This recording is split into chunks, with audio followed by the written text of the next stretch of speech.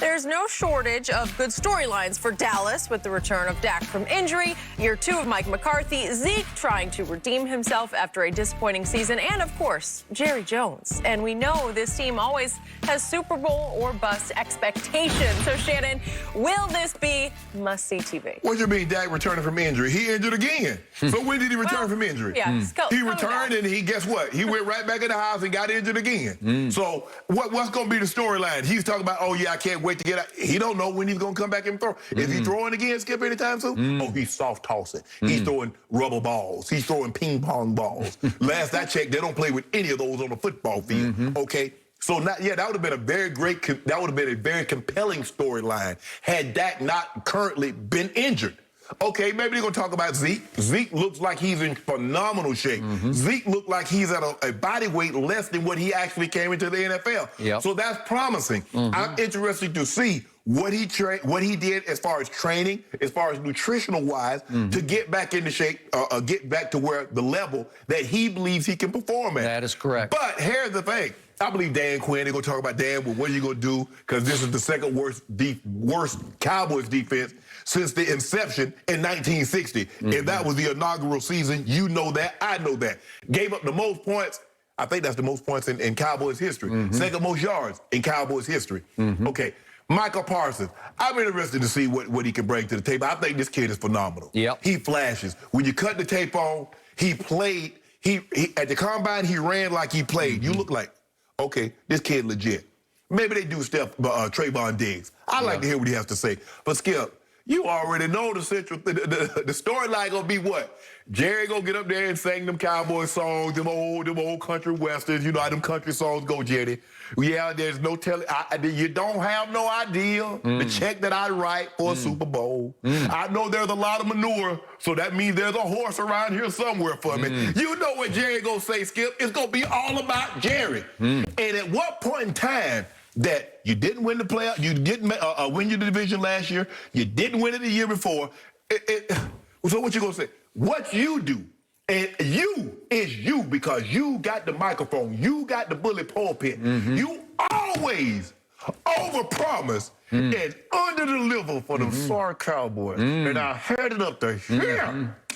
With you and them sorry behind Cowboys. Because guess what? You gave me the feel. I got all the other teams in that division, and you got one sorry, pathetic Cowboy with a damaged quarterback right now and an owner that won't stop talking.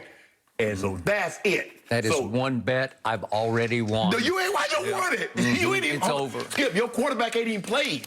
You missed one of the all-time great country western lines. All my exes live in Texas, because mine do, actually. They do. That is the truth for me. That applies to me. They don't want to acknowledge you. They say, no, Skip Bayless. No, they still love you. No, they don't. My team is about to light up Hard Knocks.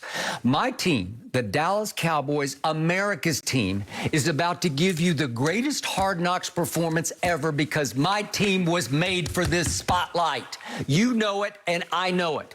They are about to own Hard Knocks because they're made for Hard Knocks. This is Hollywood, Texas, and I love the off-the-field makeup of this team, as in the interview room makeup of this team, because my draft class led the NFL in outrageous quotes. They already did, so I got that going for me already. I think Jerry's going to be an afterthought in Hard Knocks. I think Jerry's going to be in the background. Whatever. He's going to be a backup singer. Okay. He will. He's going to be a backup singer.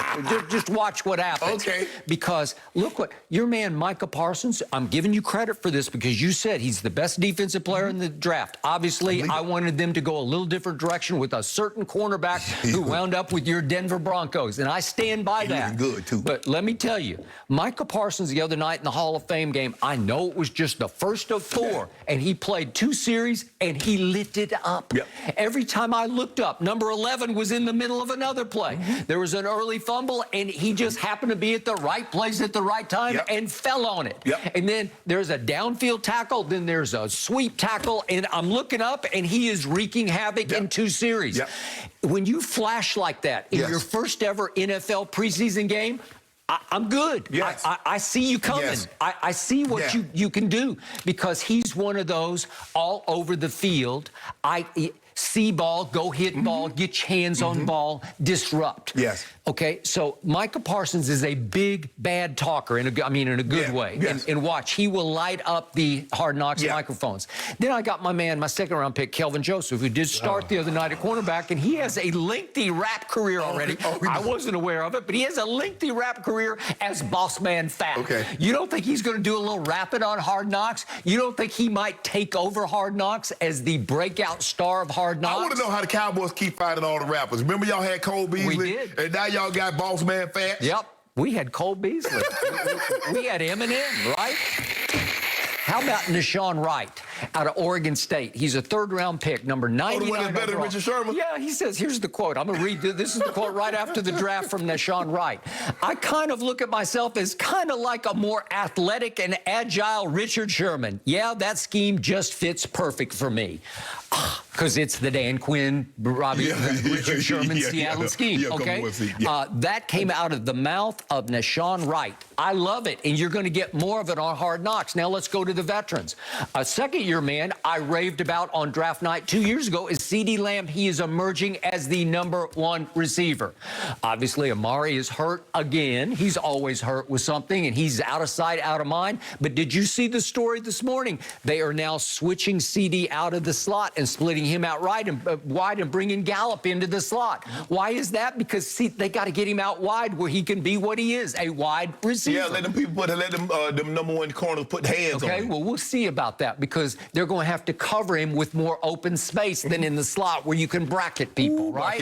I can't wait to Tampa get their hands on him. CeeDee Lamb has not had enough exposure yet. He's about to get it. How about the Zeke story? We got a new improved Zeke. Yes. We got a slimmer, sleeker Zeke. We got a new diet. We got a new cook for him. We got a new physique for him. You see how you talking? Bounce back here. You see how you talking? Yeah. And then guess what? 3-4 weeks into the season, you like, he ain't back in the Cowboys fan. Okay. He ain't got no burst. But this is 4 weeks of preseason Hard Knocks. We got 4 weeks of Zeke, and he will light it up. And how about Dak Prescott? I get frustrated with Dak because he is as agile at escaping questions as he is at escaping pass rushers. He never answers anybody's question. He ducks and he dodges. Yeah. I think he will open up and, so to speak, let his hair down for Hard Knocks. You don't think so? What are you going to open up and talk about? Well, maybe about making $75 million this year. He ain't talking about that. He's not about earning that taking money. Jerry to the cleaners and then to the bank in negotiations. I tried to tell you that, but you didn't want to hear. Well, he did. He pulled that off. And I think he will light this up because he will talk about how he pulled that off. And how about a new defense with Dan Quinn as the coordinator? Yes. You're going to feel energy. You're going to feel momentum because I think this team is going to bounce back and at least win the least. At least win the least. And I think they know it, and I think this is going to be their launching pad. The rocket will launch off this pad. They are made, this is Hollywood, Texas. This is what they were made to do. First of all, I want you to stop saying this is Hollywood, Texas, because you don't have anybody that's ready for the big screen, okay? Nobody is ready for the big screen. Your quarterback is not Patrick Mahomes or Tom Brady or Aaron Rodgers, okay? So let's just stop this. Your coach is not Bill Belichick, okay? So let's stop that. This year, my quarterback is going to make $75 million. The second quarterback on the pay list is Tom Brady at $27.5. Okay.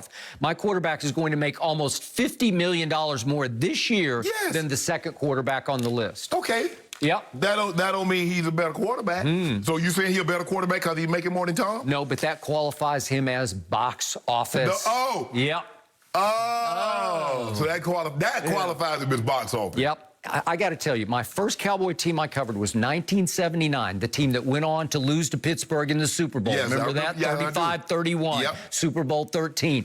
And I thought it was the most glorious team I'd ever covered because Jackie Smith dropped that touchdown. He dropped a touchdown pass from Roger Staubach. But it was like mini theaters. Every day you walked in the locker room at lunchtime, and you know how this goes because you were a mini theater under yourself. But, you know, that was in the age when they were just now breaking up the solo theater into 15 little movie theaters. So I could go in at lunchtime, and it would be Roger and Drew and Too Tall and Harvey Martin and Randy White and Charlie Waters and Cliff Harris. And I could just go down the list. Tony Hill and obviously Tony Dorsett. That it was star power. And then that team got eclipsed in star power by the 1992 Cowboys of obviously Troy, Emmett, Michael, and Charles Haley, and I can just keep on keeping on. They had. Look, I understand the Cowboys, but the personalities that 90s team had, you've never had an offensive lineman that had more personality than Nate Newton. You have not. I buy that. Case closed. Nate was off the chain. Yep. My second book on the Cowboys, Nate just took my book over. Nate, and then you had Mike. Mm-hmm. Skip, you know what Mike is. Do I? Now, Troy wasn't much of a talker. Troy was a doer. Troy, like, get the job done. Y'all do all that other stuff. Although I got to say, after the game, Troy, just on analysis of the game, be it just like open-hearted analysis, he was tremendous. He might have been as good as it. It wasn't what you'd call, like, entertaining, but it was like electrifying objectivity. He knows exactly why they lost the game. Well, it's why he became what he became, one of the greatest